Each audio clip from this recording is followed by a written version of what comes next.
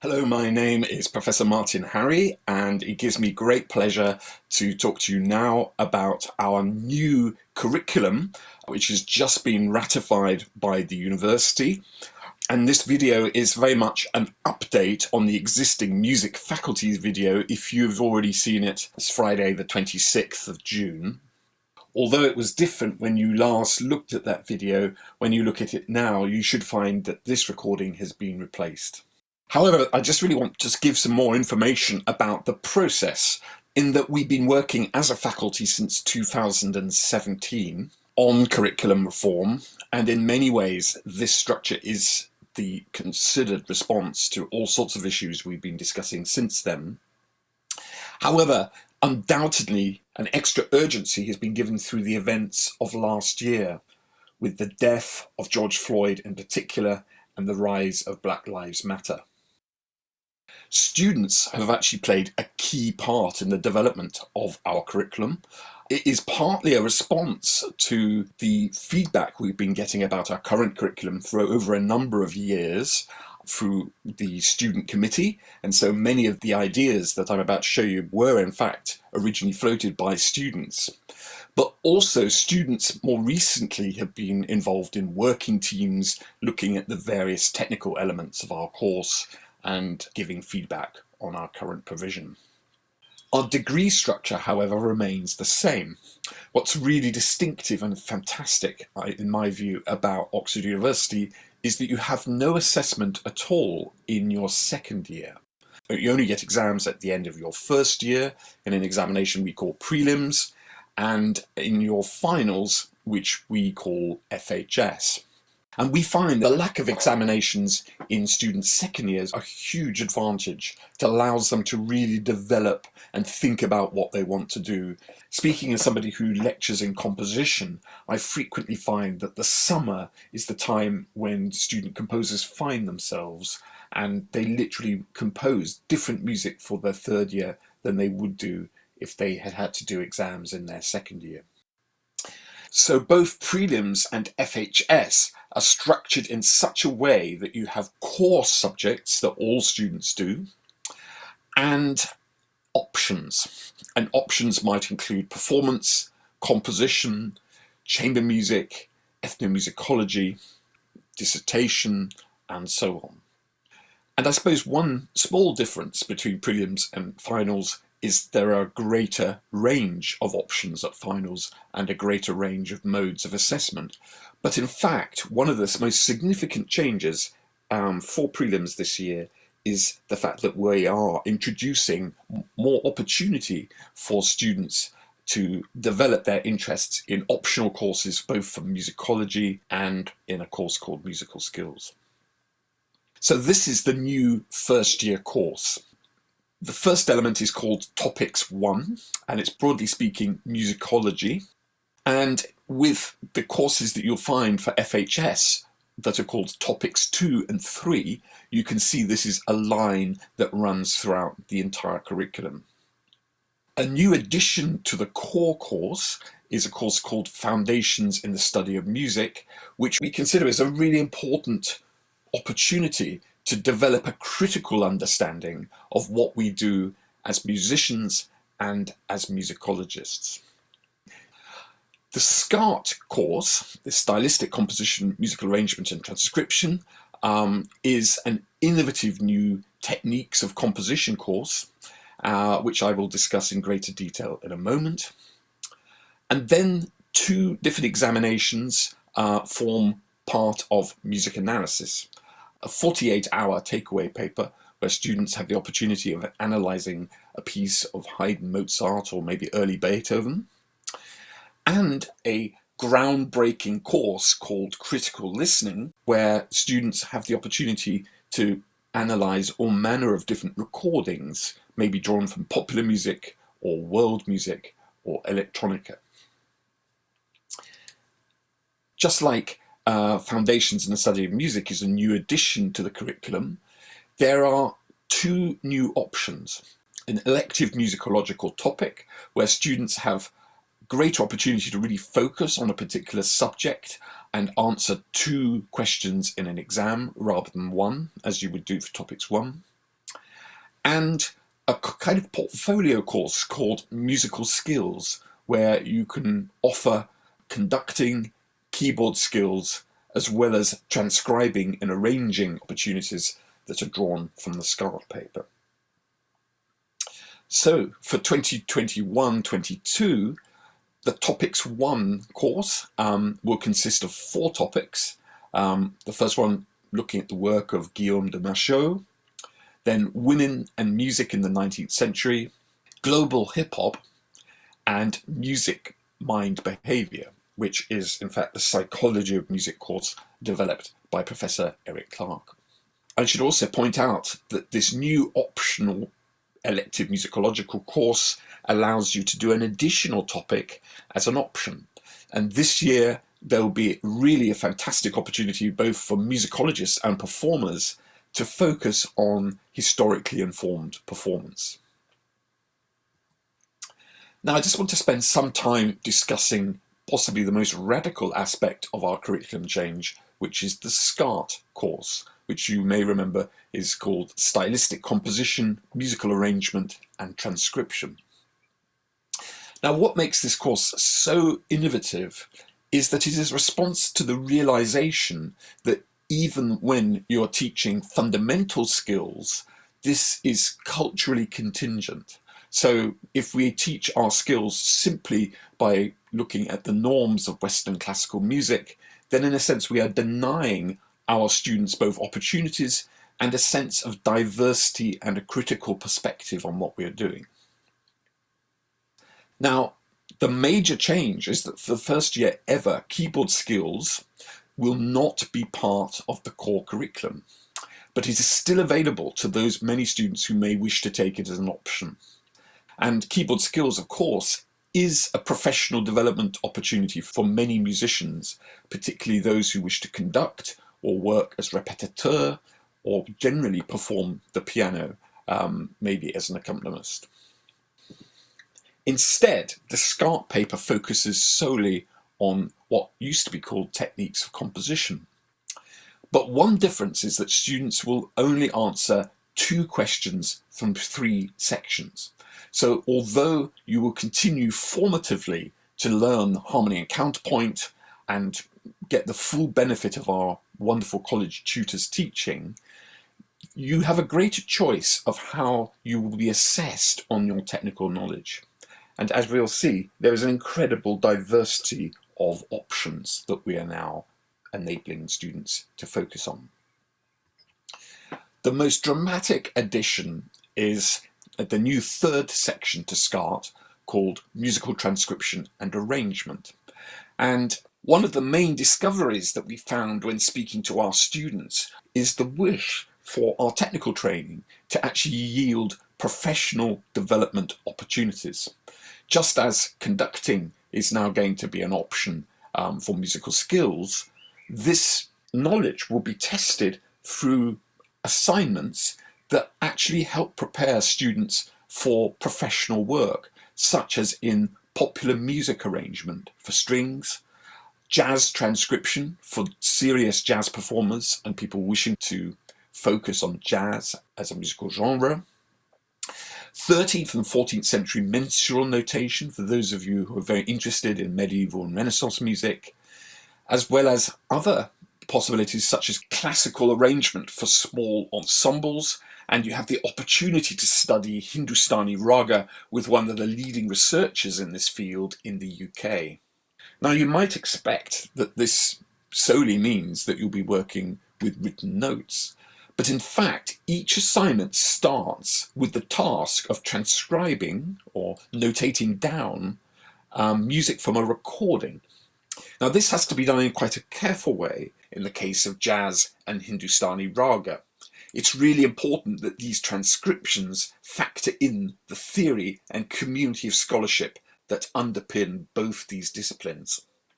So for this reason, your work on jazz transcription and Hindustani raga every year will be informed by contact with leading performers working in these 2 fields.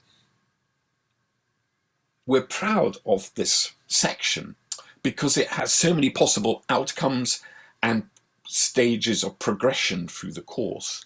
So the popular music arrangement exercise, for instance, is a really valuable preparation for an FHS course called Recording and Producing, which is an opportunity for students to record their own pop music.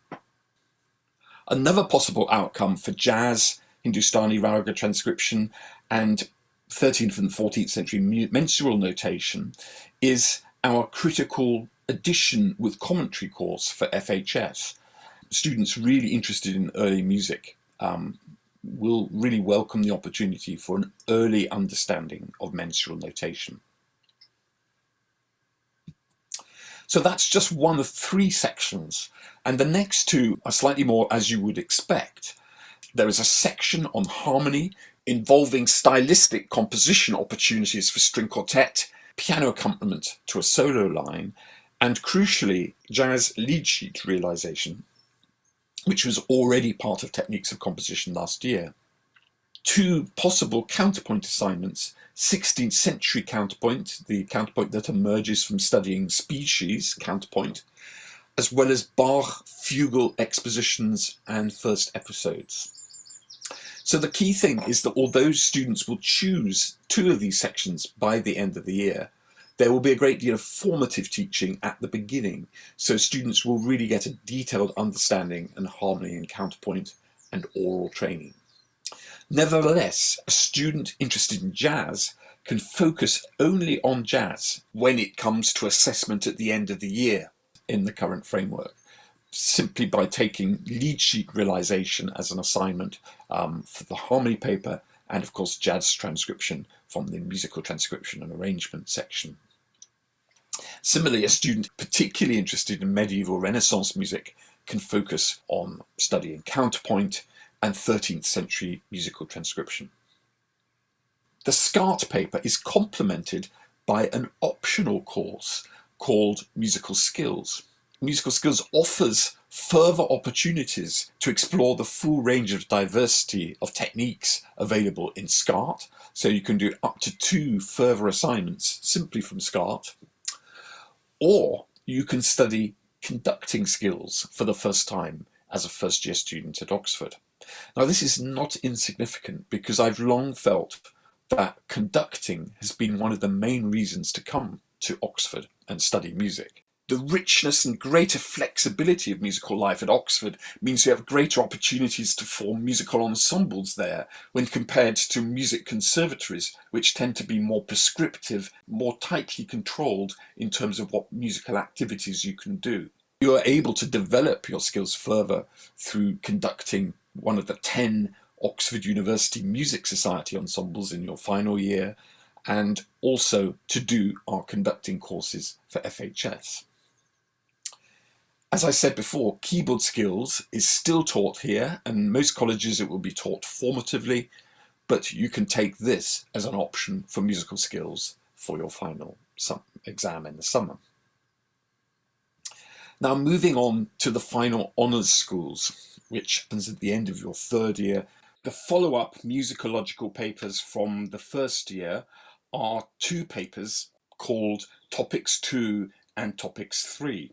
The first is a 2-hour exam called Topics 2, and this tends to focus on historical musicological topics.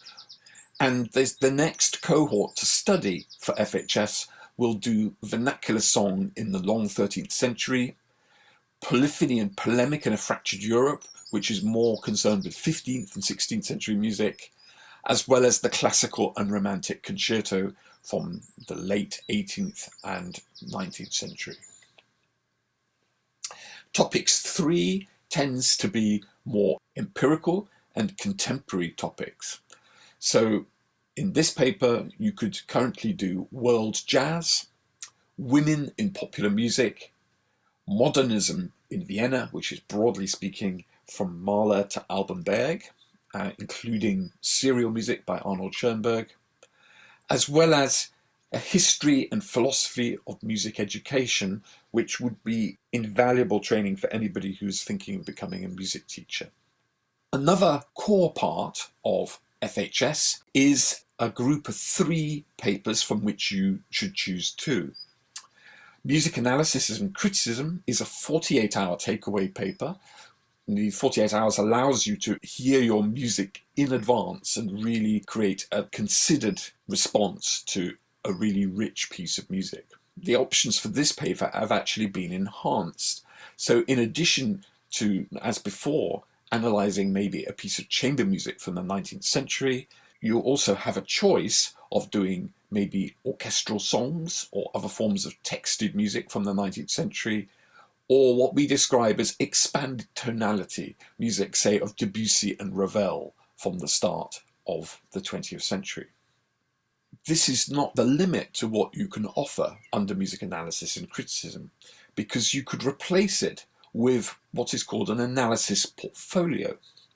Analysis portfolio can really be based on any type of music, and the reason why we're doing it this way is that the sheer variety of music available to analyse requires far more individuated teaching. The second of these compulsory written papers is a really exciting paper called Musical Thought and Scholarship, which is also a 48-hour takeaway paper where students are invited to think about the philosophy of music. In a sense, it's an extension of the Foundations paper that has been introduced to prelims. And then finally, there is a paper called Techniques of Composition, which is an extension of Scart. This is, in a sense, a traditional old-style Oxford exam that you would do in 3 hours in an examination room. But like music analysis and criticism, you can replace this with a takeaway paper, which you can do over the vacation before your summer exams. A key part of FHS are the List B projects that you offer. So this is your opportunity to make your mark with a dissertation, with a solo performance recital, a composition portfolio, a critical edition with commentary, as I've already discussed, will hugely benefit from the musical transcription and arrangement section from Scart. Analysis portfolio, which, as I've already said, is now an option you can do instead of music analysis, but you can also do it as a second analytical paper if you wish. Orchestration, musical ethnography, and that aforementioned Techniques of Composition vacation coursework option. We run then a third list of papers, which is called List C, and these are specialized research seminars where you are working with a professor who is actually doing research in this specific area. This year, the options include art house rock music of the 1970s, which is being run by St. Peter's College new music fellow, Professor Sarah Hill. Music for the Dead, Beethoven, Between History and Myth, the aesthetics of early 20th century African American composers, a very exciting course called Migrating Music, which involves various forms of musical diaspora, the social and cultural study of music, music and communism, and a paper still to be confirmed. Originally we were going to do Stravinsky, but Professor Jonathan Cross has in fact got a major award which will take him away from Oxford. So we're looking into the possibility of doing maybe a similar 20th or 21st century topic for next year. A final paper is the extraordinary Music in the Community course, where students have the opportunity to base their submissions on field work stemming from a whole range of different activities.